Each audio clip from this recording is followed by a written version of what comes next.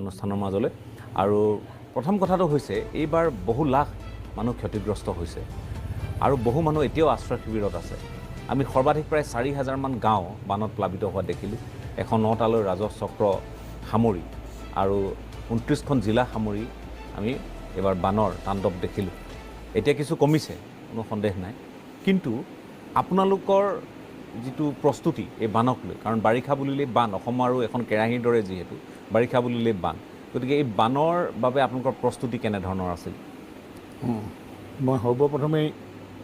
ND24 জৰিয়তে আপোনাৰ জৰিয়তে সমূহ অসমবাসীক এই দুৰ্যোগৰ সময়ত আমি এই আলোচনাত বহিছোঁ। এই বানত ক্ষতিগ্ৰস্ত ৰাইজক কিছু সকাহ দিব পাৰি নেকি এই আলোচনাৰ জৰিয়তে, তাৰে এটা উদ্দেশ্য লৈ আমি সুখ দুখৰ সমভাগী হৈছোঁ। এই মুহূৰ্তত অসমবাসী যি দুৰ্যোগত আছে, এতিয়াও শিবিৰত আছে। বহু পৰিয়াল এতিয়াও আমাৰ চৰকাৰী তথ্য মতে 47জন এই বানত এই ছেকেণ্ড ৱেভত মৃত্যুমুখতো পৰিছে। আমি সেই শোকসন্তপ্ত পৰিয়াললৈ সমবেদনা জ্ঞাপন কৰিছোঁ আৰু সেই পৰিয়ালসমূহৰ মৃতকৰ আত্মাৰ সৎগতি কামনা কৰি, আৰু আজিৰ তাৰিখত কিছু বানৰ কমিছে হ'লেও তথাপিতো আজিৰ তাৰিখতো 26খন জিলাত বান এফেক্ট হৈ আছে। 26খন জিলাতো এফেক্ট হৈ আছে আৰু এই সংখ্যাটো আমি প্ৰায় 31খনলৈকে গৈছিলেগৈ অসমত। 31খন প্ৰায় 110টা ওচৰ চাৰ্কুল অফিচত এফেক্ট হৈছিলে। 152টা চাৰ্কুলৰ ভিতৰত প্ৰায় 110টাই এই বানত ক্ষতিগ্ৰস্ত হৈছিলে। গতিকে আজি আমি যিখিনি এই মুহূৰ্তত আলোচনা কৰিব বিচাৰিছোঁ যে লাহে লাহে বান কমিছে, ইয়াৰ পাছত আমি পুনৰ সংস্থাপন মানুহখিনিক কেনেধৰণে দিম, তেওঁলোকে আমাৰ দুৰ্যোগ প্ৰশমন বিভাগৰ পৰা যেনেধৰণে সাহায্য পাব লাগে পুনৰ সংস্থাপনৰ কাৰণে, আৰু আমাৰ অসম চৰকাৰে আমাৰ মাননীয় মুখ্যমন্ত্ৰী মহোদয় মজিয়াটো আমি কেইবাবাৰো আলোচনা কৰিছে, ৰিভিউ কৰিছে। বহুকেইজন জ্যেষ্ঠ মন্ত্ৰীক জিলাই জিলাই তেওঁলোকক ইনচাৰ্জ দিছে ভিজিট কৰিবৰ কাৰণে। 3 দিনকৈ একেৰাহে তেওঁলোকক থাকি উদ্ধাৰ বা সাহায্যত সহায় কৰিবলৈ নিৰ্দেশ দিছে। ইয়াৰ পাছতো আজিৰ তাৰিখতো তেওঁলোকক আকৌ ফিল্ডত গৈ এই এছেছমেণ্ট কৰিব লাগিব। এছেছমেণ্ট কৰোঁতেই আমি খুব সাৱধান হ'ব লাগিব। সেই মুহূৰ্ততে আমি গভৰ্ণমেণ্ট গাইডলাইন মতে যিখন গাইডলাইন আমি NDRF পৰা এপ্ৰুভ হৈ আহিছে ৰাষ্ট্ৰীয় দুৰ্যোগ প্ৰশমন বিভাগৰ, সেইখনৰ মতে যাতে আমি একজনো বাদ পৰি নাথাকে, স্মুথ ক্লিনিং একদম ক্লিয়াৰভাৱে যাতে সকলোৱে পায় এই সাহায্যটো, তাৰ কাৰণে আমাৰ চৰকাৰ খুব সজাগ হৈ আছে এই মুহূৰ্তত। আৰু এটা টীম আমি প্ৰতিখন গাঁৱত ভিজিট কৰিবৰ কাৰণেও এটা সিদ্ধান্ত হৈছে মাননীয় মুখ্যমন্ত্ৰী টেবুলত বহি আলোচনাৰ মৰ্মে, যাতে সেই ক্ষেত্ৰত ৰাইজেও সজাগ হ'ব লাগিব যে মোৰ ঘৰটো পানীত ডুবিছে, মই চৰকাৰী সাহায্য কি পাব লাগে, সেইটো যাতে সেই অবজাৰ্ভাৰখিনিক, হয়তো সেইখিনি বেলেগ ডিপাৰ্টমেণ্টো হ'ব পাৰে, কাৰণ আমি প্ৰায়বিলাক লাটমণ্ডল গাঁও প্ৰধান আৰু চাৰ্কুল অফিচত নিৰ্ভৰ কৰোঁ। কিন্তু এতিয়া কথাটো হৈছে যে তেওঁলোকেও সঠিকভাৱে কিছু ক্ষেত্ৰত ক'ৰবাত এজন লাটমণ্ডলৰ 4-5খনলৈকে ৰেভিনিউ ভিলেজ আছে, চুকে কোণে যাব নোৱাৰে, আৰু ক'ৰবাত সেইকাৰণে থাকি যায়, ক'ৰবাত পাবলগীয়া যোনে নাপায়, এনেকুৱা ধৰণৰ। সেই বস্তুটো যাতে নহয় এইবাৰ, আমি যোৱাবাৰ খুব ক্লিনভাৱে কৰিছোঁ। আমি একেদিনাই DBT কৰিছোঁ, DBT কৰি সকলো একাউণ্টত পইচা সোমাইছে। এইবাৰো সেই ছিষ্টেমত যাবৰ কাৰণে আমাৰ চৰকাৰে, আমি মুখ্যমন্ত্ৰীৰ নিৰ্দেশমৰ্মে আমি সেইখিনি কাম কৰিবলৈ গৈ আছোঁ। বান কমি অহাৰ লগে লগেই আমাৰ জিলা আয়ুক্ত সম্পূৰ্ণ দায়িত্ব দিয়া আছে, তেওঁ এটা টীম কৰিব। সেই টীমে হয়তো কোনোবা এডুকেশ্যন ডিপাৰ্টমেণ্ট, এগ্ৰিকালচাৰ ডিপাৰ্টমেণ্ট বা চব লাইন ডিপাৰ্টমেণ্টৰ লগ লৈ ঘৰে ঘৰে গৈ ভিজিট কৰিবলৈ, আমি যেনেধৰণে ফুল ডেমেজ হ'লে আমি কেনেধৰণে পইচা দিওঁ। আপোনালোকে জানে যে 1,20,000 আগতে এইটো 95,000 আছিলে, নতুন আমাৰ 22 ঘৰ ভাগিলে বা উটুৱাই নিলে। কিন্তু এইটো প্লেইনত যদি হিলছ এৰিয়াত হয় 1,30,000 পাব, যদি কাৰ্বি আংলং বা এনেকুৱা ধৰণৰ ডিমা হাছাও। এইটো পকা ঘৰ কেঁচা ঘৰ বুলি কথা নাই, আছে পকা ঘৰ কেঁচা ঘৰ কথা নাই, কমপ্লিট ফুল ডেমেজ হ'লে পকা ঘৰ কেঁচা ঘৰ কথা নাই, 1,20,000 পাবই। আৰু পকা ঘৰ পাৰ্চিয়েলি ডেমেজ হ'লে অকণমান মানে টিং চিং এৰুৱাইছে 6,500 টকা পায়, কিন্তু 4,000 টকা পাব আমাৰ এই টিং বেয়াখন কিবা এটা এৰিছে, টিং দুখন এৰি গ'ল গাঁৱত কেঁচা ঘৰ। কিন্তু তাৰ উপৰিও যে আমি যে এই আমি কেটেল বুলি কওঁ, গৰু ছাগলী প্ৰতি ঘৰতে থাকেই, তাতো 3,000 টকা সেইটো পাবই তেওঁলোকে গোহালি কাৰণে। তাতোকৈ এটা ডাঙৰ আমি শিবিৰত থকাসকল বা প্ৰতি ঘৰৰ মানুহে ডুবিছে এতিয়া পানীত, তেওঁলোকৰ এই যে কাপোৰ কানি বাচন এইটো উটুৱাই লৈ যায়, বাচন বৰ্তন উটুৱাই লৈ যায়, ইউটেনচিল বুলি ক'ম যিটো ক্লথিং এণ্ড ইউটেনচিল 2,500 5,000। আগতে এইটো 2018 আছিলে, এইবাৰ গভৰ্ণমেণ্টে এমেণ্ড কৰি 2,500 কৰি মই এবাৰ তালিকাখন আমাৰ হতাশা দৰ্শকসকলকো দেখুৱাই ল'ব খুজিছোঁ আমাৰ আলোচনাৰ মাজত। দুৰ্ভাগ্যজনকভাৱে এনে দুৰ্যোগ, বান ইত্যাদিত যদি কোনো লোকৰ মৃত্যু হয়, তেতিয়াহ'লে আমি মন্ত্ৰী মহোদয় যিহেতু আছে 4 লাখ টকাকৈ পোৱা যায়। আৰু এটা কথা তাত উল্লেখ আছে, আমি স্ক্ৰীণত দেখুৱাই আছোঁ, সেইটো হ'ল যে যদি কোনো লোক তেওঁ যদি আঘাতপ্ৰাপ্ত হয় এনে দুৰ্যোগত, বানৰ ক্ষেত্ৰতে বিল' 60% হ'লে, যদি তেওঁৰ ডিজেবিলিটি বা তেওঁৰ যদি সেই ক্ষেত্ৰত অংগ যদি বিকল হয় আৰু এই প্ৰতিবন্ধকতা যদি 60% তলত হয়, 74,000 আমি 74,000 টকা পাব। আৰু কোনো লোক যদি 60% ওপৰত তেওঁ অংগক্ষত হয় বা প্ৰতিবন্ধকতা তেওঁ বৃদ্ধি পায়, তেতিয়াহ'লে তেওঁ 2.5 লাখ টকা পাব। এইখিনি তথ্য জনাটো দৰকাৰ। আৰু তেনেধৰণে ঘৰ ভাগিলে ইতিমধ্যে বা উটুৱাই নিলে কোৱা হৈছে যে ভৈয়াম অঞ্চলত হ'লে 1,20,000, পাহাৰ অঞ্চলত হ'লে 1,30,000, আৰু গৰু বা ম'হ যদি উটি যায় বা মৃত্যু হয় এনে দুৰ্যোগত, তেতিয়াহ'লে 37,000 টকাকৈ লাভ কৰিব। গাহৰি ছাগলীৰ ক্ষেত্ৰত এইটো বোধহয় 3-4 হাজাৰমান টকা, অলপ কম। গতিকে এই যিটো পুঁজিৰ কথা বিভিন্নজনে আলোচনা কৰে যে এটা ঘৰ, মানুহে আজিকালি ইমান দাম বৃদ্ধি, পকা ঘৰ কেঁচা ঘৰ বুলি কথা নাই, এটা ঘৰ বান্ধিবলৈ যথেষ্ট টকাৰ প্ৰয়োজন হয়। গতিকে চৰকাৰৰ যিটো ক্ষতিপূৰণ, এই যিটো পৰিমাণ আপুনি কৈছে যে পূৰ্বতকৈ বাঢ়িছে, কিন্তু আজি যি হাৰত দাম বৃদ্ধি চিমেণ্ট ৰডৰ পৰা আৰম্ভ কৰি এনেধৰণে বানত ক্ষতিগ্ৰস্ত হ'লে এই টকাটো অকণমান কম হোৱা বুলি অনুভৱ নহয়নে? এইটো কথা হয়। আমি যি মিনিমাম আজি আমি আলোচনা কৰিছোঁ যে কিমানলৈকে আমি সকাহ দিব পাৰোঁ, আমাৰ সেই লেভেলত মুখ্যমন্ত্ৰী লেভেলৰ পৰা এখন ইনষ্ট্ৰাকশ্যনো গৈছে অলৰেডি আয়ুক্তসমূহলৈ, যাতে মেক্সিমাম আমি সহায় কৰিব পাৰোঁ। যাতে আমি মিনিমাম এতিয়া ধৰি লওক আপুনি কাপোৰ কানিৰ কাৰণে 5,000, কেটেল ছেটটোৰ কাৰণে 3,000, আৰু যদি একেবাৰে পাৰ্চিয়েল ডুবিছেও 12,000 টকা পালেই এটা ফেমিলি, 12,000 টকা মিনিমাম পাবই আমাৰ এজ পাৰ গাইডলাইন। আৰু আমি যদি ছেভাৰেলি বুলি আছে, সেইটো ফুল ডেমেজ বুলি আমি ধৰোঁ। আমি জানি যে ঘৰটো ভাগিছে, এইটো ঘৰ বনাবলৈ কিমান পইচা দৰকাৰ আছে, 12,000 নহয়গৈ, ছেভাৰেলি ধৰি দিয়ক 1,20,000 দি দিম। কাৰণ আমি মেক্সিমাম সহায় কৰাত এইবাৰ চৰকাৰ আছে, আৰু এইটো আমাৰ চৰকাৰ মুখ্যমন্ত্ৰী লেভেলতো গোটেই কথাখিনি মুখ্যমন্ত্ৰী মহোদয়ে কৈছে যে যিমান পাৰি আমি সিমানলৈকে আমি সহায় কৰিম, আৰু আমাৰ পুঁজিও পৰ্যাপ্ত আছে। আমি গতিকে আমি এইখিনি ক্ষেত্ৰত কেন্দ্ৰীয় চৰকাৰ হওক, পুঁজি আমাৰ এতিয়াও আমাৰ হাতত যিটো বাজেট ভাগি আছে, আমাৰ যিটো 1,000 কোটি টকা বাজেট, আমি অপেনিং বেলেঞ্চে আমি এতিয়ালৈকে খৰচ কৰি আছোঁ। আজিৰ তাৰিখতো GR-CRও আপোনালোকে দেখিছে, কোনো শিবিৰত কোনো মানুহে, কোনো অসমৰ কোনোখন জিলাৰ পৰাই আমি মানে সাহাৰ্য পোৱা নাই, বা এনেকুৱা ধৰণৰ কোনো কথা এতিয়ালৈকে অহা নাই। ক'ৰবাত 2 এঠাইত পাওঁতে অকণমান দেৰি হৈছে, ট্ৰান্সপৰ্টিঙত আকৌ নাৱত তুলিবলগীয়া হয়, আকৌ ভাগে 2-3 বাৰ ভিতৰৰ জেগালৈকে দিওঁতে অকণমান দেৰি হৈছে, কিন্তু ৰাস্তাৰ কাষত থকাখিনি একেবাৰে 12 ঘণ্টাৰ ভিতৰত তেওঁলোকৰ ৰিলিফবিলাক পাইছেগৈ। মই নিজে প্ৰত্যক্ষ কৰিছোঁ, আমি চৰাইদেউ, শিৱসাগৰ, ডিব্ৰুগড় জিলাত মই নিজে যিহেতু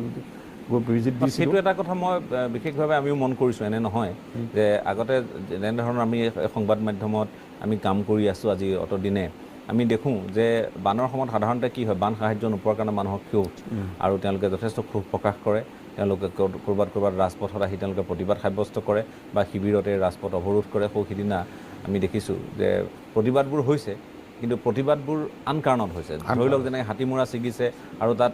মন্ত্ৰীগৰাকীক জগৰীয়া কৰি বা তেওঁৰ এনেধৰণৰ কিছুমান অভিযোগ উত্থাপন হৈছে, যদিও বা তেওঁ নৎসাত কৰিছে। এইবোৰ কথাবোৰক লৈ কলিয়াবৰত বা ৰিলিফৰ কাৰণে ৰাস্তা পদূলি, মথাউৰি নিৰ্মাণ, এনেকুৱাবিলাক কাৰণত জনপ্ৰতিনিধিসকলক ৰাইজক খুব বুজাইছে। স্বাভাৱিকতে বুজাইবই, এইটোত কোনো বেয়া বুলি কথা নহয়, কাৰণ তেওঁলোকে জনপ্ৰতিনিধি কাকো, গতিকে সেইখিনি জনপ্ৰতিনিধিক তেওঁলোকৰ মৰ্ম বেদনা বা ক্ষোভখিনি বুজাইছে, আৰু সেইখিনি আমি আন্তৰিকতাই গ্ৰহণ কৰিছোঁ। আৰু সেইখিনিকে আমি পৰৱৰ্তী সময়ত কেনেধৰণে আমাৰ ৱাটাৰ ৰিচোৰ্চ ডিপাৰ্টমেণ্ট লগ লাগিব, PWD ডিপাৰ্টমেণ্ট লগ লাগিব, ইৰিগেশ্যন ডিপাৰ্টমেণ্ট থাকিব ইয়াত, এগ্ৰিকালচাৰ, আৰু আমি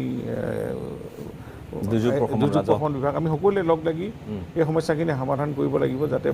পৰৱৰ্তী সময়ত যাতে এইখিনি অভিজ্ঞতাৰে পৰা যাতে আৰু অধিক ক্ষতি হ'ব নোৱাৰে। এতিয়া কথাটো হ'ল, এই যে এইবাৰ আমি কৈছোঁ, আপুনি ক'লে যে এই শেষৰ পৰ্যায়ৰ যিটো আমাৰ বান, ইয়াত 47 গৰাকী, সৰ্বমুঠ এতিয়ালৈ আমি 79 গৰাকী মানুহক হেৰুৱালোঁ বানত, সৰ্বমুঠ এই গোটেই আজি যিমান দিনৰ পৰা বান পৰিস্থিতি। আৰু এইটোতো চাওক আপোনালোকে, আমি যিটো 4 লাখ টকা 48 ঘণ্টাৰ ভিতৰত দিব লাগে, আৰু কোনো জিলাই ত্ৰুটি কৰা নাই হয়তো ডেড বডি পোষ্টমৰ্টেম কৰি অহা ঘৰ পোৱা আগতেই জিলা আয়ুক্তই বা চেকখন লৈ ৰৈ আছেগৈ চেংচন লেটাৰ সৈতে চেকখন লৈ ৰৈ আছেগৈ এনেকুৱাও আমি ইমান তৎপৰতাৰে আমি সেই পৰিয়ালটো সকাহ দিছোঁ বা নিকটতমক আমি যিটো টকা দিব লাগে আমি দিয়াৰ এইটো গভৰ্ণমেণ্টৰ নিৰ্দেশ আছে কিন্তু আগত চৰকাৰ দিনত আমি দেখিছোঁ প্ৰায় ছমাহলৈকে এইটো পইচা পোৱা নাছিলে কিন্তু এতিয়া আমাৰ যিহেতু হাতত আমি পইচা জিলা আয়ুক্তৰ হাতত দি থৈছোঁ জিআৰ বুলি ফাণ্ড বা ৰিহেবিলিটেশ্যন গান বা তেওঁলোকে যেতিয়াই বিচাৰে তেতিয়াই পায় আজিৰ তাৰিখতো কোনোবা ডিচিয়ে যদি কৈছে যে আমাৰ জিআৰ বা চাউল দাইল কিনিবলৈ পইচা অভাৱ লগে লগে তেওঁলোকে পৰ্টেলত প্ৰপ'জেল দিব আমি 5 দিনেই পইচা দি দিছোঁ এনেকৈ ধৰণে দি আছোঁ আমি কালি পৰহিলৈকে এইখিনি আপোনালোকৰ হাতত পৰ্যাপ্ত পুঁজি আছে আমি এই যোৱামাৰীৰ পৰাকৈ এই দুৰ্যোগ আমি কাৰো হাত নপতাকৈ কোনো বিভাগৰ পৰা আমাৰ ৰাজদামাৰ ফালৰ পৰাই দুৰ্যোগ প্ৰশমন বিভাগৰ পুঁজি আছে হাততে আছে বৰ্তমান এতিয়াও আমি 1300 প্ৰায় কোটি টকাৰ আমাৰ হাতত জমা আছে খৰচ কৰিব পৰাকৈ আছে গতিকে এই যিটো আমি কওঁ যে কেন্দ্ৰই আমাক পুঁজি মোকলাই দিয়া নাই আমি দীৰ্ঘদিনীয়া যিবোৰ অভিযোগ আপোনালোকে বিচাৰে কেন্দ্ৰ যথেষ্ট বিচাৰে কিন্তু আমি যদি 10,000 কোটি বিচাৰিছোঁ পাইছোঁ 250 কোটি টকা বিচাৰিছোঁ পইচা আপোনাৰ তথ্য আছে 90-10 আমি অসম চৰকাৰৰ 10% 90% তেওঁলোকৰ পইচা আমাৰ হাতত জমা আছে সেই পইচাই দুৰ্ভাগ্য আমাৰ কাৰণে এটা ভাল খবৰ যোৱা বছৰ বানপানীৰ পইচাটো আমাৰ হাতত থাকি গ'ল সেইটোৱে আমি এবাৰ আকৌ অপেনিং বেলেঞ্চতে সেইখিনিয়ে টকা খৰচ কৰিব আমি এতিয়ালৈকে আমি খৰচ কৰি আছোঁ সাহায্যৰ প্ৰয়োজন হোৱা নাই এতিয়া আমাৰ হাততো এইবাৰ চেণ্ট্ৰেলৰ পইচা 1000 কোটি আছেই সেইটো তেওঁলোকৰ আমি আমাৰ হাতত এইটো আছেই আমাৰ বাজেট এইটো যিটো বাজেট আমাৰ SDRF বাজেটটো আছেই বাজেট ভাগি গতিকেলৈ এইখিনি ক্ষেত্ৰত আমি ৰাইজক সহায় কৰিব পৰাকৈ আমি এতিয়া ৰিহেবিলিটেশ্যন কাৰণে আমাৰ ফুল ডেমেজ যিখিনি হৈ আছে এইখিনি এছেছমেণ্ট কৰাৰ পাছত আমাৰ মুখ্যমন্ত্ৰী এইটো আগ্ৰহ আছে যে আমি 12 আগষ্টৰ ভিতৰত এই পে'মেণ্টটো আমি কৰি দিব লাগে তাৰ কাৰণে এইকেইদিন আমি খুব তৎপৰতাৰে কাম কৰিব লাগিব মই সেইকাৰণে জিলা আয়ুক্ত হওক চাৰ্কল অফিচাৰ বা যিখিনি টেম এছেছমেণ্ট কৰিব জিলা আয়ুক্তৰ নিৰ্দেশত বা তেওঁ টিম কৰিব ফিল্ড ভেৰিফিকেশ্যনটো সেই ফিল্ড ভেৰিফিকেশ্যন ৰিপৰ্টিংখিনি যাতে খুব সোনকালে কৰে আৰু আমাক গভৰ্ণমেণ্ট ছাবমিট কৰাৰ লগে লগে আজিকালিতো DBT আমি সকলো গোটাই জিলা আয়ুক্তৰ যোগেদি আমি তেনেধৰণে গোট খুৱাই মানুহক যে তেওঁলোকে পাবলগীয়াখিনি আমি একেদিনাই এনেকুৱা ধৰণে চিৰিমনিয়েলি ডিষ্ট্ৰিবিউট কৰাৰ কথাটো আমাৰ মুখ্যমন্ত্ৰী মহোদয়ে এইখিনি কথা কৈ আছে এটা কথা মোক কওকচোন যে হয় যে 4 লাখ টকা এগৰাকী ব্যক্তিক আমি বানত বা যিকোনো পৰিস্থিতিতে এজন ব্যক্তিৰ মৃত্যু হ'লে 4 লাখ টকা এটাই সেই পৰিয়াল এজন মানুহৰ নিশ্চয় তাৰ ক্ষতিপূৰণ হ'ব নোৱাৰে এইটো কথা ঠিক কিন্তু তৎসত্ত্বেও এটা ব্যৱস্থাৰ অধীনত আপোনালোকে সকাহ এটা দিবলৈ যত্ন কৰে তেওঁলোকৰ লগত আছে সেই পৰিয়ালটো দুৰ্ভোগীয়া পৰিয়ালটোৰ লগত যে চৰকাৰখন আছে বা বিভাগটো আছে আমিতো তেওঁ মৃত্যুৰ ক্ষতিপূৰণটো আমি দিব নোৱাৰোঁ কোনোৱে নোৱাৰে মৃত্যুক আমি টকাই জুখিব নোৱাৰোঁ কিন্তু তেওঁলোকৰ কাষত চৰকাৰখন আছে বা নিকটতম পিতৃ ঢুকালে মাতৃগৰাকী চলিবলৈ কিমান অসুবিধা আজিকালি সকাম নিকাম পতাৰ পৰা হয়তো তেওঁ পৰিয়ালটোৰ ল'ৰা ছোৱালীখিনি অলপ ডাঙৰ দীঘল কৰিবলৈ গ'লে সেই টকাটোৱে অকণমান নিশ্চয় সহায় কৰিব কিঞ্চিত হ'লেও আৰু যদি তেওঁৰ সন্তান ঢুকাইছে সন্তানটোৰ নামত তেওঁ ফিক্স ডিপজিট কৰিলে ডাঙৰ হ'ব কোনোবা ভৱিষ্যতে তেওঁ কামত আহিব পঢ়া শুনাত এনেকুৱা ধৰণৰ কাৰণে এইটো পইচা সহায় দিয়া হয় ঠিক আছে এতিয়া কথাটো হ'ল যে মানুহবোৰ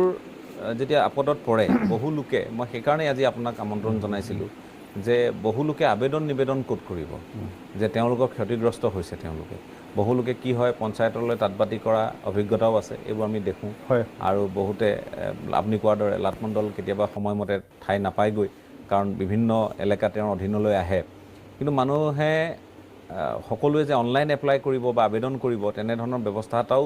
নাথাকে কিন্তু ইয়াত কি ব্যৱস্থাৰ জৰিয়তে ক'ত কাৰ কাষ চাপিব পাৰি এতিয়া প্ৰথম তেওঁলোকৰ একেবাৰে ওচৰত পোৱা মানুহজনেই হৈছে গাঁও প্ৰধান তাত আমি যিজন গাঁওবুঢ়া বুলি কওঁ গাঁও প্ৰধানজনে তেওঁ প্ৰথম তেওঁৰ যোগেদিয়ে তেওঁ যেনেকৈ ৰিকুৱাৰমেণ্ট দিয়ে সেইমতেই আমি লাটমণ্ডলৰ পৰা চাৰ্কল অফিচাৰে চেংচন এপ্ৰুভেল দি আমি জিলা আয়ুক্তৰ পৰা আহিবগৈ দি আছোঁ আজিৰ তাৰিখত গতিকেলৈ এতিয়া আমি টাস্ক ফ'ৰ্চ কৰি আছোঁ চাৰ্কল লেভেল ব্লক লেভেলত BDO সহায় কৰি থাকে প্ৰতিখন য'ত এফেক্টেড এৰিয়াত এইবাৰ BDOৰ লগত টিম আছে আমাৰ ASRLM টিম বা আমাৰ হকীসকল তেওঁলোককো আমি এবাৰ নিৰ্দেশ দিছোঁ BDO যোগেদি যে তেওঁলোকো সহায় কৰক এনেদৰে এই তলৰ যিসকল একেবাৰে সাধাৰণ মানুহ গাঁও প্ৰধানক লগ কৰক তেখেতে তেওঁ ঘৰটো ফটো মাৰি দেখুৱাওক পানীত ডুবি আছে আৰু তেওঁক মাতি নি এই তালিকাত নামটো ভৰাব লাগিব গতিকে তেওঁলোকক এতিয়া আহি প্ৰথম গাঁও প্ৰধানৰ পৰা তালিকাখনেই লাটমণ্ডলৰ যোগেদি আহি আমাৰ চাৰ্কল অফিচত এটা লিষ্টখন তৈয়াৰ হয়। গতিকে সেইখিনিত ৰাইজ সজাগ হ'ব লাগে যে তেওঁলোকে গাঁও প্ৰধানৰ লগত যোগাযোগটো ৰাখিব লাগিব। আৰু এইবাৰ গাঁও প্ৰধানৰ লোডটো বেছি হ'ব বুলি ভাবি এইবাৰ কিমান আমি আপোনালোকে গম পাইছে যে এইবাৰতো প্ৰায় 31খন জিলালৈকে এফেক্ট হৈছে। উজনি অসমতো ইমান এবাৰ বিস্তৰ ক্ষতি হৈছে ভয়াৱহভাৱে। যিহেতু গাঁও প্ৰধানৰ কাৰণে এইটো সম্ভৱ নহ'ব বুলি আমি এবাৰ এটা বেলেগ ডিপাৰ্টমেণ্টৰ এখন ফিল্ড ভেৰিফিকেশ্যন কমিটি আমি কৰিম। ফিল্ডত ভেৰি কৰি ৰিপৰ্ট যাতে উইদিন 3 days বা কি কম দিনৰ ভিতৰত আমি তেওঁ ৰিপৰ্টখিনি সৰ্বাধিক 3 দিন বা এনেকুৱা ধৰণে মেক্সিমাম 5 দিনৰ ভিতৰত আমি DC ওচৰত পাব লাগিব। আকৌ DC আকৌ আমাৰ গভৰ্ণমেণ্টৰ প্ৰপ'জেলখিনি দিব লাগিব। তাৰ আমি বাজেট চেংচন কৰি আমি এইখিনি ৰেডি কৰোঁতে 2 দিন সময় লাগে আমাৰ। গতিকে এই গোটেই কথাখিনি সেইকাৰণে তলৰ লেভেলত আমি যেতিয়া সজাগ নহওঁ আৰু শিক্ষিত সমাজক কৈছোঁ যে তেওঁলোকেও অকণমান এই দুৰ্যোগত প্ৰত্যেকেও সহায় কৰিব পাৰে। যে নজনা মানুহখিনিক যে আপুনি এইটো ঠাইত যাওক, আমুকক লগ কৰক, মোৰ এনেকৈ ক্ষতিগ্ৰস্ত পৰিয়াল, এনেকুৱা ধৰণৰ মোৰ পানী বা যদি কাৰোবাৰ মোবাইলটো নাই ফটোখন তুলি হয় সেনেকুৱা ধৰণৰ কৰিব পাৰে। মই ফটো তুলি হোৱাটছএপত দি দিছোঁ লাটমণ্ডললৈ বা চাৰ্কল অফিচাৰলৈ। তেতিয়া কিন্তু চাৰ্কল লেভেলত যেতিয়া লিষ্টখন বনাই থকালৈকে সহায় হ'ব পাৰে। কিবা কাৰণত থাকি আহিলেও চাৰ্কল অফিচত যদি যাব পাৰে আৰু ভাল, দৰখাস্তখন লৈ যদি থাকি যায় আৰু সেইখন অলপ মিটিং কৰি অলপ ৰাইজৰ অকণমান সজাগতা লাগিব সেইখিনি। তেতিয়া কোনো বাদ পৰি নাথাকে। আমাৰ কথা আমাৰ কথাটো হ'ল যে সাধাৰণ যিসকল লোক বন্যাক্ৰান্ত বিশেষকৈ যিসকলৰ হাতত আমি কথা পাতি আছোঁ যে টেকন'লজি বা প্ৰযুক্তিৰ কথা পাতি আছোঁ, কোনোবাই কাৰোবাৰ হাতত মোবাইল নথকাৰ মানুহৰ সংখ্যাও এণ্ড্ৰইড নাথাকিব পাৰে। গতিকে ওচৰৰ কোনোবা লোকে যদি সহায় কৰি দিয়ে এই মানুহখিনি অকণমান সকাহ লাভ কৰিব। আৰু তেওঁলোকে গাঁও প্ৰধানক লগ ধৰক, আপোনালোকে লগ ধৰক, আপোনালোকে চাৰ্কল অফিচলৈ যাব পাৰে বা ৰাজহ চক্ৰ বিষয়াৰ কাৰ্যালয়লৈ যাব পাৰে। তেনেধৰণে আপোনালোকে সকাহ পাব পাৰে। এতিয়া কথাটো হৈছে মণ্ডলৰ এতিয়া আৰু এটা কথা জানিব খুজিছোঁ এইখিনিতে যে আপোনালোকে এই যিবোৰ এতিয়া আমি কৈছোঁ যে মৃতকৰ ঘৰত আপোনালোকে তৎক্ষণাতে 48 ঘণ্টাৰ ভিতৰতে আপোনালোকে ফাণ্ড ৰিলিজ কৰা, বাকীখিনিৰ কাৰণেও সেই তদ্ৰুপ ব্যৱস্থাৰ মাজেৰে যাব লাগিব। যদি কোনোবা 60% অধিক তেওঁ প্ৰতিবন্ধকতা বৃদ্ধি পায়, বানত আঘাতপ্ৰাপ্ত হয়, তেওঁৰ চকু এটাই নোহোৱা হ'ল ধৰি লওক, তেওঁ ভৰি বা হাত ভাগিলে বা আন ধৰণে তেওঁ আঘাতপ্ৰাপ্ত হয়, তেওঁ কিছু ডকুমেণ্টছ দিব লাগিব। তেওঁ মেডিকেলত থকা ডকুমেণ্টছ বা এসপ্তাহ থাকিলে এটা পাব, এসপ্তাহত বেছি থাকিলে এটা পইচা পাব। গতিকে এই মেডিকেল ডকুমেণ্টছৰ সৈতে চাৰ্কল অফিচত জমা দিলে চাৰ্কল অফিচে প্ৰপ'জেলটো দিব। মানে মানুহ বৰ বিশেষ তাঁতবাতি কৰি থাকিব নাই, ইমান তাঁতবাতি সেই একে ছিষ্টেমতে যাব। DCয়ে টকাটো চেংচন দিব পাৰিব। তেনেকুৱা যদি ক'ৰবাত ঘৰ বানপানী উটি গৈ হাত ভৰি ভাগি পিনি পৰি আছে হস্পিটেলত, তেওঁ লগে লগে আবেদন কৰক, তেওঁ বেংক একাউণ্টত DBT হৈ যাব, তেওঁ একাউণ্টত সোমাই যাব বা চেক দিও DCয়ে গৈ দিয়ে পাৰে তেওঁ সেই দুৰ্ভগীয়া ব্যক্তিজনক। আৰু লগে লগে তেওঁ ভোটাৰ কাৰ্ড, পান কাৰ্ড দি আছে আৰু বেংক একাউণ্টৰ যোগেদি আৰু মেডিকেল চাৰ্টিফিকেটখন তেওঁক দিলেই ডক্টৰ চাৰ্টিফিকেট লাগিব। হয় যে খালি বানপানীত তেওঁ দুখ পোৱা হ'ব লাগিব, বানপানী বা দুৰ্যোগ, প্ৰাকৃতিক দুৰ্যোগ বা গছ ভাগিলে, প্ৰাকৃতিক দুৰ্যোগতো হ'ব পাৰে, গছ ভাগি পৰি ভৰি এটা ভাগি গ'ল, তেওঁ পাব সেইটো 74,000। সেই পইচাটো পাবৰ কাৰণে সেই প্ৰচিডিউৰটো নজনাৰ কাৰণে বহুতে আজিলৈকে সেই চৰকাৰী সুবিধাটো ল'ব পৰা নাই। গতিকে এইখিনি কথাত মই ভাবোঁ যে আপোনালোকে এইখিনি আজিকালিতো পৰ্টেলত এইবিলাক অনলাইনতে পাই যায়, চব চাবলৈ। ডিজাষ্টাৰ মানে আমাৰ মাৰি দিলে হেৰিত ওলাই যাব গোটেই কথাখিনি, সেইখিনি পাওঁ। আৰু এই গোটেই কথাখিনি আজি সেইকাৰণে কৈছোঁ যে আমি ইয়াতে DC বা ADC হওক, ৰেভিনিউ বা চাৰ্কল অফিচাৰে ধুনীয়াকৈ লাটমণ্ডলৰ লগত এই কথাখিনি আজি তাৰিখত গম পাইছে, কিন্তু বহুতে নাজানিলেও আজি আমি ডাঙৰসকলক আমি 600 গ্ৰাম চাউল দিওঁ এদিনত, আমি 3 দিনৰ কাৰণে দিব লাগে। 318 1 কেজি 800 গ্ৰাম এজন ডাঙৰ 2 কেজি আৰু এতিয়া মোটামুটি 2 কেজি দি দিব লাগে। 200 গ্ৰাম চাউল বেছি গ'লেও আপত্তি নাই। আমি তেনেধৰণে 100 গ্ৰাম দাইল এজনৰ কাৰণে, সৰু হ'লে কম হয়, এডাল্ট আৰু মাইনৰ বেলেগ বেলেগ। তেনেধৰণে সেই লিষ্টখন চাই সেইটো অংক কৰিলেই কিমান কোৱান্টিটিৰ প্ৰয়োজন হ'ব এইটো 10 মিনিটত উলিয়াই দিব পাৰে। ভাল অলপ অংক চংক জনাত কিজনে, কাৰণ আৰু এজন গাঁও প্ৰধানৰ হাতত তেওঁ কিমান ঘৰ মানুহ আছে আমি আগতেই কৈ থাকোঁ যে লিষ্টখন ৰেডি কৰি ৰাখক। সেই লিষ্টখন চাই যে মোৰ 365 ঘৰ মানুহ আছে, 365 ঘৰ বোলে 200 ঘৰ কিমান পপুলেশ্যন আছে অংকটো কৰি দিলেই লগে লগে ৰিকুৱেশ্যন দি দিলে লগে লগে পাই যায় আজিকালিতো এইবিলাক কোনো অনলাইনতেই যায় তেওঁ ঘৰত বহিয়ে ডিমাণ্ড দিব চাউল দাইলৰ সাহায্যখিনিতো নিয়মীয়াকৈ আপোনাৰ মতে পাই আছে সুন্দৰ কোনো আপত্তি অহা নাই শিবিৰতে হওক বা কোনো আজি যি আৰু আমাৰ চাৰ্কল অফিচাৰসকলেও বৰ ধুনীয়াকৈ কাম কৰিছে ফিল্ড অফিচাৰসকল বিশেষকৈ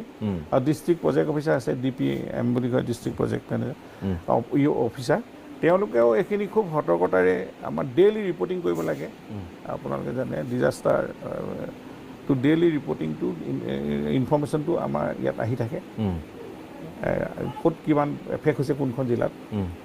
আৰু কিমানখিনি সেইটোতো আজিকালি ছেটেলাইটতে গম পাই যায় ক'ত ক'ত পানী এতিয়া আৰু এটা কথা মই আপোনাক সুধিব খুজিছোঁ এই বানত আমি সিদিনা মাজুলীৰ এগৰাকী ব্যক্তি দেখিলোঁ ভাইকন ভেউৰা আৰু তেখেতক লৈ আমি এটা পষ্টটো দিছিলোঁ বা সাধাৰণভাৱে আমি বাতৰিও যেতিয়া কৰিছোঁ তেতিয়া তাত বহু লোকে কৈছে যে আমি কোনোবাই কৈছে মই 2 কঠা মাটি দি সহায় কৰিম কোনোবাই কিবা কিন্তু চৰকাৰে যাৰ একেবাৰে ঘৰ বাৰীয়ে সামৰি লৈ গুচি গ'ল যাৰ একোৱেই নোহোৱা হৈ থাকিলে মানে ধৰি লওক তেওঁ ঘৰটো বনাইছিলে যি কেঁচা হওক পকা হওক বুলি কথা নাই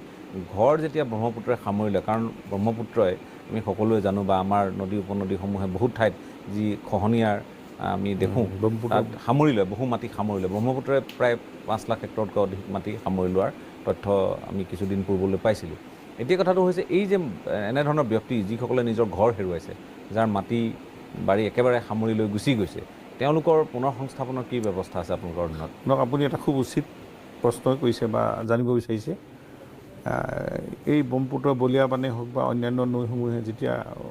উটুৱাই লৈ যায় ঘৰ দুৱাৰ মাটিলৈকে লৈ যোৱা উঠোৱা উদাহৰণ আছে তো সেই পৰিয়ালটোৰ কাষত চৰকাৰ আমাৰ এখন ৰিহেবিলিটেশ্যন পলিচি আছিলে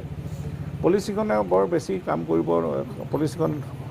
আমি ৰিপিল কৰি দিলোঁ এখন পলিচিত আমি অকণমান পুনৰ সংস্থাপন দিয়াটো অসুবিধা আছে কিন্তু এতিয়া আমাৰ এটা প্ৰপ'জেল আমি চেণ্ট্ৰেল গভৰ্ণমেণ্টলৈ ইমিডিয়েট পঠিয়াইছোঁ যে এখন খুব সোনকালে যিদিনা এপ্ৰুভ হৈ আহিব সেইদিনাৰ পৰাই আমি কাৰ্য কৰিব পাৰিম যে আমি ক্লাষ্টাৰ কলনী আমি বনোৱা এটা চিন্তা কৰি আছোঁ যে আমি প্ৰপ'জেল অলৰেডি পঠিয়ালোঁ আমি আজদামাৰ পৰা আমাৰ ৰেভিনিউ ডিজাষ্টাৰ মেনেজমেণ্টৰ পৰা চেণ্ট্ৰেল গভৰ্ণমেণ্টৰ খালি এপ্ৰুভেলটো লাগে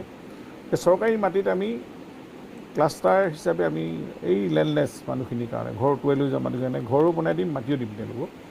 গতিকে আমি যেনেকৈ PMAY কলনী কৰি আছোঁ আমি ধৰি লওক মোৰ তাতে এখন প্ৰায় 43 ঘৰ মানুহ চৰকাৰী মাটিত কলনী বনাই দি এতিয়া ধুনীয়াকৈ পৰিয়ালখিনি চলি আছে যাৰ যি লেণ্ডলেছ সেই ছিষ্টেমত আমি ডিজাষ্টাৰ মেনেজমেণ্টৰ পৰাও চৰকাৰী মাটিত আমি ক্লাষ্টাৰ হিচাপে কলনী বনাই সেই যিসকল মানুহৰ ঘৰ দুৱাৰ উটি গ'ল বা মাটিখিনিও উটি গ'ল লেণ্ডলেছ হৈ গ'ল তেওঁলোকক তেনেকৈ সংস্থাপন দিবৰ কাৰণে এই মই ভাবোঁ নতুন পলিচিখনে এপ্ৰুভেলটো অহাৰ লগে লগে আমি চেণ্ট্ৰেল গভৰ্ণমেণ্টৰ পৰা আমি এইখিনি কৰিব পাৰিম আৰু বহুত ভাল হ'ব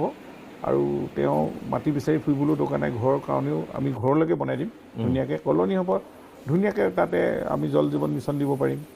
অংগনবাড়ী চেণ্টাৰ দিব পাৰিম সেই পৰিয়াল যি ধৰি লওক 50টা পৰিয়াল একেঠাইতে দি দিলোঁ মাজুলীত কিমান পৰিয়াল আছিলে DCA প্ৰপ'জেলটো দিলে হয় আমাৰ এনেকুৱা ধৰণৰ ইমানখিনি মানে ফেমিলি এতিয়া তেওঁ লেণ্ডলেছ হৈ গ'ল বা ব্ৰহ্মপুত্ৰই কবলত পৰি তেওঁলোক ক্ষতিগ্ৰস্ত হ'ল সেই লিষ্টখনৰ ওপৰত আমি তাতে চৰকাৰী মাটি বিচাৰি তাতে ক্লাষ্টাৰ কলনী বনাই সকলো থকা খোৱাৰ পৰা ব্যৱস্থা কৰি MG এনেকৈ আমাৰ যি আঁচনি আছে আঁচনিটো অন্তৰ্ভুক্ত কৰি কিন্তু এই গোটেই কথাখিনি আমি গোটেইকেইটা ডিপাৰ্টমেণ্ট লগ লাগি আমি কৰি দিব পৰা ব্যৱস্থা হ'ব গতিকে এইটো ভাবিছোঁ এইটো পলিচি চেণ্ট্ৰেল গভৰ্ণমেণ্টৰ পৰা এপ্ৰুভ হৈ অহাৰ লগে লগে এই মানুহখিনিয়ে সহায় পাব আগতে থকা পূৰ্বত থকা মানুহখিনিকো আমি সাঙুৰি ল'ম এতিয়া যিখিনি মানুহক আপোনালোকে দিলে গৃহহীন লোকক আপুনি কৈছে 43 ঘৰ লোকক আপোনালোকে প্ৰধানমন্ত্ৰী আৱাস যোজনাৰ অধীনত ঘৰ দিছে আৰু এখন কলনী আপোনালোকে বনাই দিছে সেইটো তেওঁলোকে বানত গৃহহীন হোৱা মানুহ নে তেওঁলোকৰ বিভিন্ন কাৰণত তেওঁলোকে আজি ক'ৰবাত ভিজিয়াত মাটিত আছে আমি ভিজিয়া মাটিটো তেওঁলোকক মাটি দিব নোৱাৰোঁ তেওঁলোকৰ নিচিনা মানুহখিনি তাত দি দিছোঁ তাৰ লেণ্ডলেছ মানুহ এতিয়াও আছেই বহুত মানুহ ক'ৰবাত ৰেলৱে মাটিত দখল কৰি তেওঁলোক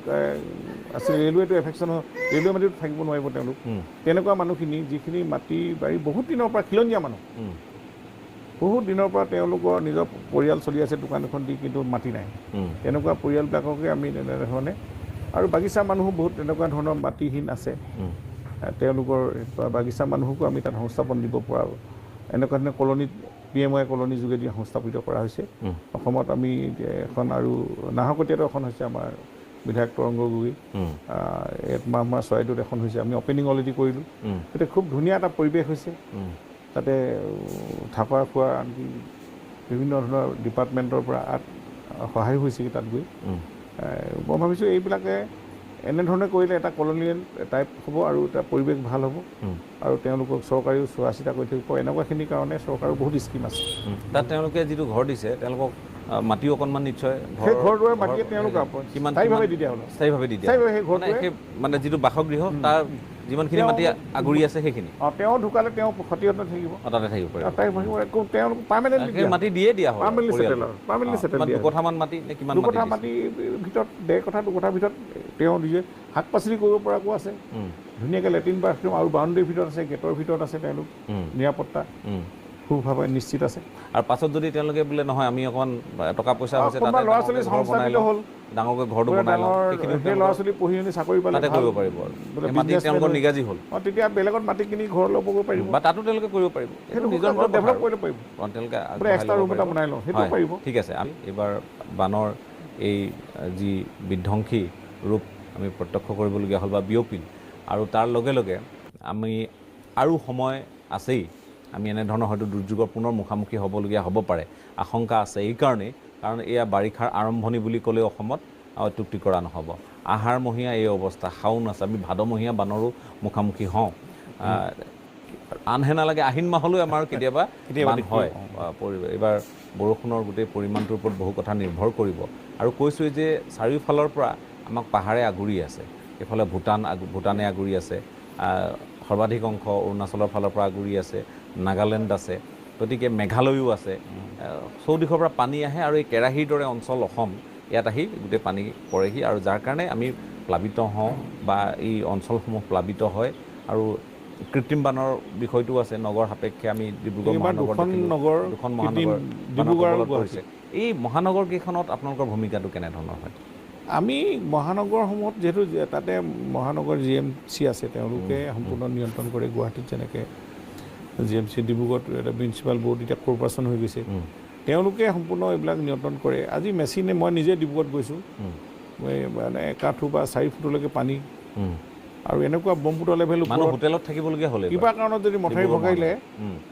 ডিব্ৰুগড় চহৰ নাথাকিলেহেঁতেন সেইটো এটা ডেঞ্জাৰাছ হৈ আছে 1-2 মিটাৰ ওপৰত যদি চহৰখনকৈ ওপৰত পানী থাকে ব্ৰহ্মপুত্ৰত তেতিয়া কিবা কাৰণত যদি কেনেবাকৈ মথাউৰি ভাগে কি অৱস্থা হ'লহেঁতেন ডিব্ৰুগড় চহৰখন উটুৱাই লৈ গ'লহেঁতেন কিন্তু এতিয়া সেইখিনিত তেওঁলোকে মিউনিচিপাল কৰ্পৰেশ্যনে বা তেওঁলোকে ডি ৱাটাৰিং কৰিছে মানে তেওঁলোকে মেচিন 8-10টালৈকে লগাইছে যেনে গুৱাহাটীত লগাই পানীখিনি আউট কৰি থাকিলে এইটো টাইম লয় আৰু এতিয়া মই ভাবিছোঁ এইবিলাক তেওঁলোকে এই ইয়াতে আউটলেট যিটো পানী বাহিৰলৈ যাব পৰা নলাবিলাক বন্ধ হৈছে অলপ এই সময়তে ছাৰ্ভে কৰিব লাগে মই সেইদিনা ডিব্ৰুগড়ত আৰু এটা কথা ডিব্ৰুগড়ত বিশেষকৈ ব্ৰহ্মপুত্ৰখন চহৰখনতকৈ ওপৰত আমি মানে সেইকাৰণে পানীৰ যিটো মই সেইকাৰণে ক'লোঁ যে 2 মিটাৰ পানী আপুনি দিব কেনেকৈ পানী ব্ৰহ্মপুত্ৰলৈ এৰিবই নোৱাৰে আপুনি আন ঠাইৰে দিব লাগিব চেঁচা বা আন চেঁচালৈ গৈ সেইদিনা ডাইভাৰ্ট কৰিব লাগিব পানীটো চেঁচা শুকালেহে ডিব্ৰুগড় পানীখিনি শুকাব গতিকে MLA প্ৰশান্ত ফুকন ডাঙৰীয়াই মই নিজে কথা পাতিলোঁ তাত DC-ৰ লগত থাকি যে এইটো আউটলেটটো অকণমান পানী ওলাই যোৱা এটা ছিষ্টেম যদি নকৰে বা চেঁচাখন খান্দিব লাগিব নহ'লে পানীটো ক'ত যাব এতিয়া ইমান হাই ৰেইন এইবাৰ হ'ল কিমান প্ৰায় কিমান যথেষ্ট পৰিমাণৰ হৈছে 285 চেণ্টিমিটাৰ কিউবিক এনেধৰণৰ তথ্য দিছে গতিকেলৈ এই চহৰকেইখন আমি ৰাখিবই লাগিব যেনেধৰণে গতিকে তাৰ যি প্লেনিং হয় আমি টেকনিকেলি এক্সপাৰ্ট আনিব লাগিব দৰকাৰ হ'লে মই কৈছোঁ যে কি কৰিলে আমাৰ চহৰখন ৰক্ষা পাব পানী হ'লে লগে লগে অলপ নিষ্কাশন কৰিব লাগিব যে আমি চাইণ্টিফিকেলি কথাবোৰ কৈ থাকে মানুহে অলপ ভাল যদি অসমত নাই ভাৰতত নাই বাহিৰৰ পৰা আনি হ'লেও অলপ যদি আমি এক্সপাৰ্টৰ যোগেদি কেনেধৰণে কৰিলে আমি মানে এই বাৰিষাত আমি সকাহ পাম এই কথাখিনি অকণমান চিন্তা কৰিব লাগিব এতিয়া কথাটো হ'ল যে আমি বহু ঠাইত মথাউৰিৰ প্ৰসংগ আহিছে আমাৰ বহু মথাউৰি য'ত বিভিন্ন শিতানত নিৰ্মাণ হয় ক'ৰবাত কেন্দ্ৰীয় পুঁজিৰে নিৰ্মাণ হয় ক'ৰবাত আমি জানো যে NDRF ক'ৰবাত SDRF বা এনেধৰণে বিভিন্ন আমাৰ শিতান থাকে বা ৰাজ্য চৰকাৰেও কিছু যিহেতু তেওঁলোকে এই ক্ষেত্ৰত ব্যৱস্থা গ্ৰহণ কৰে এতিয়া কথাটো হ'ল যে এই মথাউৰিসমূহ আমাৰ বহু মথাউৰি আছে আৰু আমি জানো যে সেই সময়ত যেতিয়া কৃষি বান্ধ হিচাপে মথাউৰি অসমত আৰম্ভণি তাত আমি MGNৰেগা এনেধৰণে বহু আঁচনিৰ অধীনত কাম হয় এতিয়া কথাটো SDRFৰ অধীনত এইবাৰ মথাউৰি নিৰ্মাণ বা মেৰামতিৰ কাৰণে কেনেধৰণৰ পুঁজি আবণ্টিত হৈছে বা আপোনালোকে কেনেধৰণৰ পুঁজি লাভ কৰিছে? এই কথাটো মথাউৰি নিৰ্মাণ কৰিব ৱাটাৰ ৰিচোৰ্চ ডিপাৰ্টমেণ্ট, কাৰণ তেওঁলোকৰ টেকনিকেল ষ্টাফ আছে। আপোনালোকৰ পুঁজি আমাৰতো পুঁজি আছে। আমি তেওঁলোকে আমাৰ ফাণ্ডৰ যোগেদি আমি SDRF ফাণ্ডৰ পৰাও আমি প্ৰায় মথাউৰি নিৰ্মাণ কৰা কাম চলি আছে। আমি ভাবিছিলোঁ এইবাৰ ৱাটাৰ ৰিচোৰ্চে বনাব, আৰু যিহেতু তেওঁলোকৰ টেকনিকেল ষ্টাফ আছে, কিন্তু ফাণ্ড হয়তো আমাৰ SOPD ফাণ্ডো আছে, SDRF আছে, RIDFও আছে, যিকোনো ফাণ্ডৰ পৰা ফাণ্ডখিনি মেনেজ হ'ব। চিফ মিনিষ্টাৰ বা মুখ্যমন্ত্ৰী মহোদয়ে এইখিনি কথা কৈছে যে গতিকে আমি খুব ভাল এক্সপাৰ্ট যোগেদি ভালকৈ যাতে কামখিনি হয়, টেকনিকেলি যাতে আমি এতিয়া এম্বেংকমেণ্ট কাম ৰোড সেইটোও চলি আছে অসমত প্ৰায়বিলাক। মথাউৰি ওপৰেদি ৰাস্তা ধুনীয়াকৈ যাব পাৰে। এতিয়া আমি সেই মথাউৰিবিলাকো যাতে খুব হেভি গাড়ী নাযায়, আমি এটা লিমিট কৰিব লাগিব, যাতে সেইখিনি যাতে দুৰ্বল হ'লে আকৌ পানী লিকেজ আহিব পাৰে সেইখিনিও, আৰু কনষ্ট্ৰাকশ্যনো খুব ধুনীয়াকৈ চলি আছে। সেইকেইটাত ৰোড কাম কোনো ডিষ্টাৰ্ব হোৱা নাই এইকেইটাত। তেতিয়া আমি মথাউৰি যিখিনি বনি আছে, যিখিনি ভাগি গৈছে, সেইখিনি মৰাকে আদি কৰি আমাৰ এই মথাউৰিখিনিত আমাৰ মাননীয় মন্ত্ৰী পীযুষ হাজৰিকাদেৱেও ভিজিট দি আছে, মুখ্যমন্ত্ৰীয়েও ভিজিট দি আছে, আৰু এতিয়াতো কাম ষ্টাৰ্ট কৰাটো আৰম্ভ কৰিছে প্ৰায়। গতিকেলৈ এইবাৰ ইমান পানী বৰষুণৰ ফলত বাহিৰৰ পৰা পানী আহি আমাৰ মথাউৰিবিলাক ভাঙিলে হাই স্পীডত অহাৰ কাৰণে। গতিকে এইখিনি নিৰ্মাণ কৰোঁতে বা ৱাটাৰ ৰিচোৰ্চ ডিপাৰ্টমেণ্টে কৰিব। কিন্তু এটা ডাঙৰ কথা হৈছে, সকলোৱে কৈ আছে যে বানৰ কথা যেতিয়া আলোচনা হয়, আজি দীৰ্ঘ সময় ধৰি বা দীৰ্ঘ সময় মানে আমি দেখি থকা দিনৰে পৰা আমি শুনি আহিছোঁ, বা আমি নিজৰ জন্মলগ্নৰ পৰা আমি যেতিয়াৰ পৰা জনা বুজা হ'লোঁ, তাৰ পাছৰ পৰা আমি দেখোঁ যে অসমৰ বানক ৰাষ্ট্ৰীয় সমস্যা হিচাপে স্বীকৃতি দিব লাগে, বা তেনেধৰণে ইয়াত পেকেজ ঘোষণা কৰিব লাগে। এই যে দাবীবোৰ উঠি থাকে, তাৰ নিশ্চয় এটা যুক্তিযুক্ততা আছে। ৰাষ্ট্ৰীয় সমস্যা হিচাপে বানক স্বীকৃতি নিদিয়া যিটো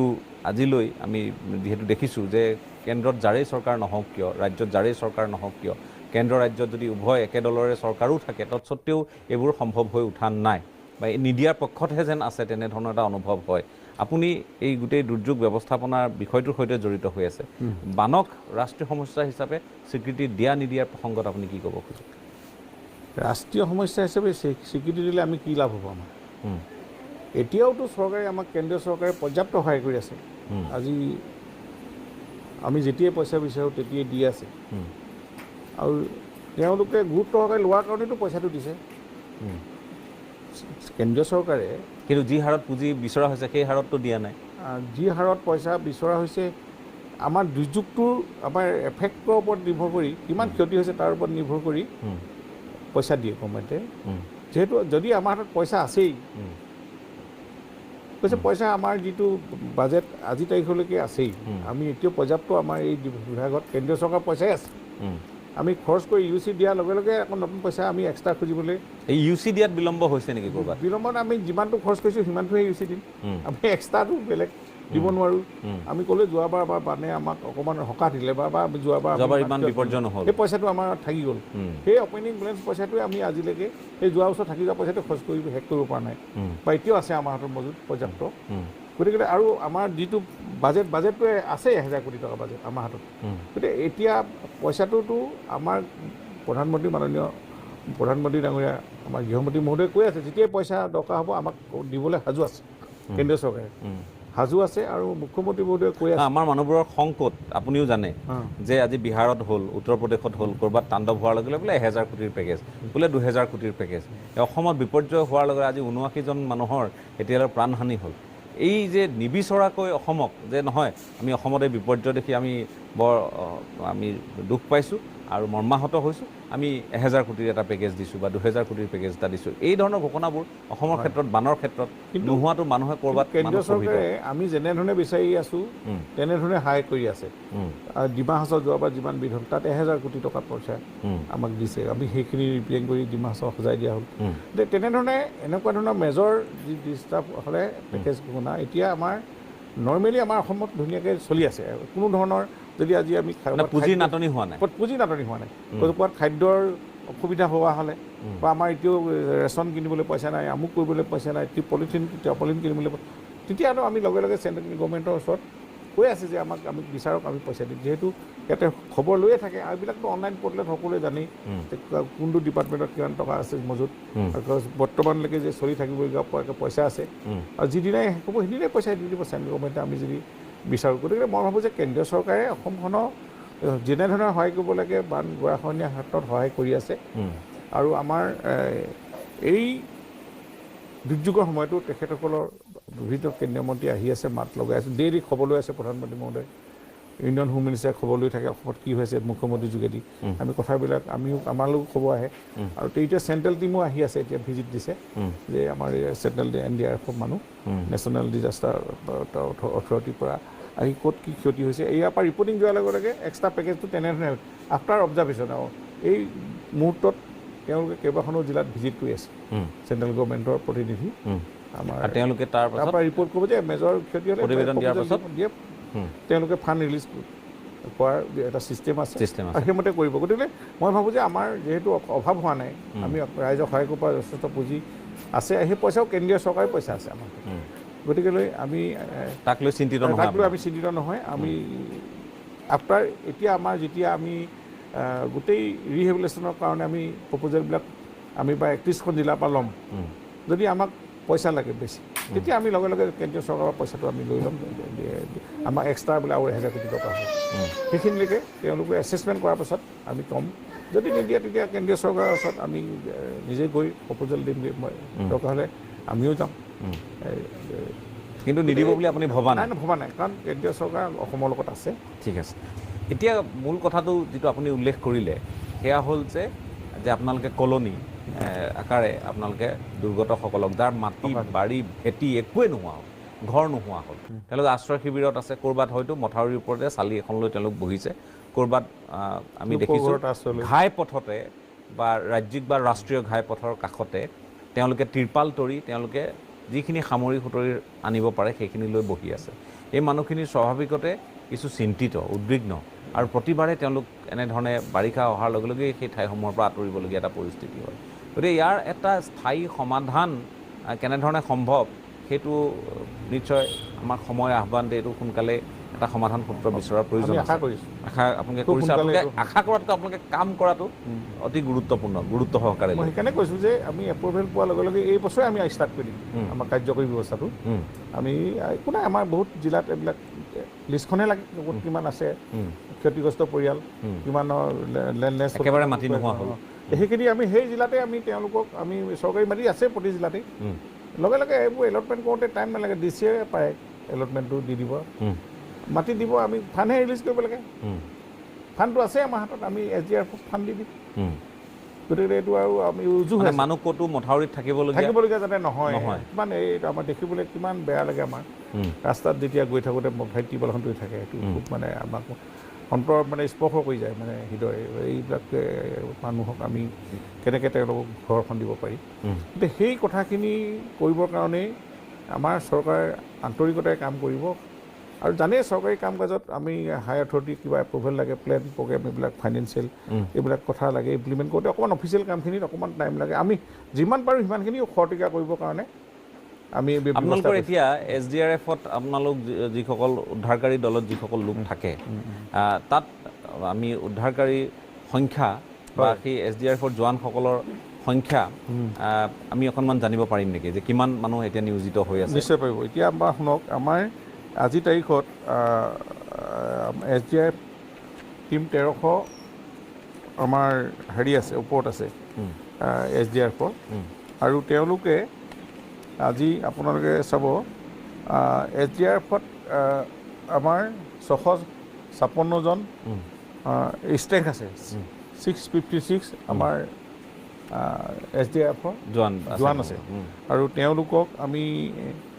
NDRFৰ 15টা ইউনিট আছে, NDRFৰ 15টা ইউনিট, প্ৰতি ইউনিটত 25জনকৈ, এইখিনিয়ে দিনে ৰাতিয়ে তেওঁলোকে উদ্ধাৰ অভিযানত লাগি থাকে। গতিকেলৈ আমাৰ 60টা টীম, এতিয়া SDRFৰ 60টা টীম এতিয়া ইনক্ৰিজ হৈছে, 53টা আছিলে, আমি এতিয়া হাতীয়ালে মানে আৰু ওপৰলৈ এইখিনি বঢ়াই দিয়া বিশেষ সঞ্চালক হৰমিত সিঙৰ অধীনত আছে পুলিচ প্ৰশাসনৰ যোগেদি তেওঁলোকে এইখিনি আৰু জিলাতো তেওঁলোকে এজন ধৰি লওক এডিচনেল আণ্ডাৰত দি ৰাখে আৰু লগে লগে ফোন কৰাৰ লগে লগে তেওঁলোক যিকোনো মটৰ ৰেডি থাকে আমি আপোনালোকে টেকনিকেলি প্ৰযুক্তিগতভাৱে মই এটা কথাই আমাক সকলোকে দুখ দিলে আৰু মন সকলোৰে বেয়া লাগিলে গুৱাহাটীত যেতিয়া অবিনাশ চৰকাৰ নামৰ কণমানিটি পানীৰ প্ৰবল সোঁতে উটুৱাই লৈ গৈছিল SDRFৰ অভিযানক লৈ মানুহে প্ৰশ্ন উত্থাপন কৰিছিল যে SDRF তেওঁলোকে বৰ এক্সপাৰ্ট বা তেওঁলোকৰ মাজত বিশেষজ্ঞ নাই নেকি এনেধৰণৰ প্ৰশ্ন কিছুমান মানে এইটো হৃদয় বিদায়ক ঘটনা ঘটি গ'ল এইটো সকলোৱে অন্তৰ চুইছে আমিও মৰ্মাহত হৈছোঁ আৰু বা তেওঁলোকৰ উচ্চ প্ৰশিক্ষণৰ প্ৰয়োজন আছে নেকি অলপ তেওঁলোকৰ লেভেলত এইখিনি কথা আলোচনা হৈছে যে ড্ৰেইনত যেতিয়া গুচি গ'ল কোনখিনিত থাকিলেগৈ ক'ৰ পালেগৈ আৰু এতিয়া মেচিনাৰী ছিষ্টেমটো এতিয়া বিজ্ঞান প্ৰযুক্তিবিদ্যাৰ যুগত এইখিনি আজিকালি বহুত ডেভেলপ হৈছে যদি আৰু কিবা প্ৰয়োজন আছে ডেভেলপ কৰিবলগীয়া এতিয়া পানীৰ তলত থাকিলে আপুনি বিচাৰিছে তেওঁলোকৰ পৰা প্ৰতিবাদ হয় মই নিজে মোৰ তাতে এজন শিক্ষক নৈত জাপ দি দিলে কিবা মেণ্টেল তেওঁক একেবাৰে এসপ্তাহৰ পিছতে একেবাৰে প্ৰায় 25 কিলোমিটাৰ দূৰত ওলাইছেগৈ ডেড বডি কিন্তু তেওঁলোকে তাতে বিচাৰিছে মই কৈছোঁ এতিয়া আৰু ছিষ্টেম নাই নেকি বা যে ক'ত গ'ল পানীৰ তলত চাব পাৰি এনেকুৱা ধৰণৰ কিমান স্পীডত গৈ কিবা GPS এনেকুৱা ডেভেলপ হোৱা নাই এতিয়া সিমানখিনিলৈকে আমি কৰিব পৰা নাই কিন্তু কৰিম তেওঁলোকে কৈ আছে যে এই কিমান স্পীডত পানীটো গৈছে ডেড বডি ইয়াত পোৱাৰ লগে লগে ক'ত যাব পাৰে ক'ৰবাত লাগি থাকিছে নেকি গছৰ ডালত বা ক'ৰবাত পোষ্টেড এনেকুৱা ধৰণে প্ৰায় যেতিয়া ডেড বডি গৈ মাজুলীৰ ওচৰত ওলালে মাজুলীত উপঙি গ'ল মানুহে মাছ মাৰি মানুহে দেখিছে সেই শিক্ষক তাৰমানে উপঙি নুঠিলে SDRFৰ বৰ সাংঘাতিক আমি বহুত অভিযান আমি বৰ সফল অভিযান বুলি ক'ব নোৱাৰোঁ কিন্তু বহু ঠাইত কৰিছে মই কোৱা নাই কিন্তু বহু ঠাইত আপুনি ক'লে যে আপোনাৰ তাৰে শিক্ষকগৰাকীয়ে জাপ দিছে তেওঁক গৈ মাজুলীত পালে ক'ত দিচাং আৰু ক'ত মাজুলী কাকতি আমাৰ মাহমৰা হয় মাহমৰাত আপুনি জঁপিয়াইছে দিচাঙত আৰু ওলাইছে গৈ ব্ৰহ্মপুত্ৰত একেবাৰে মাজুলীত গতিকে এই মাজৰ সময়খিনি তেওঁলোকে অভিযানত উদ্ধাৰ কৰিব নোৱাৰা বা আমি বিভিন্ন অভিযানত দেখোঁ যে উপঙি নহালৈকৈ কোনো এজন লোক যদি পৰিছে বা এইটো কথা নহয় যে প্ৰতিটো অভিযানত বিফল হৈছে কিন্তু গৰিষ্ঠ সংখ্যকত আমি দেখিছোঁ যে তেওঁলোকৰ আৰু হয়তো উচ্চ প্ৰশিক্ষণৰ বা হয়তো তেওঁলোকৰ প্ৰয়োজন আছে ট্ৰেইনিংবিলাক চলিয়ে থাকে ইকুইপমেণ্টৰ কথা কৈছে তেওঁলোকে অলপ মডাৰ্ণ ইকুইপমেণ্ট অকণমান হ'লে আমি এইবিলাক যাতে দূৰলৈকে চাব পাৰি কিমান গৈছে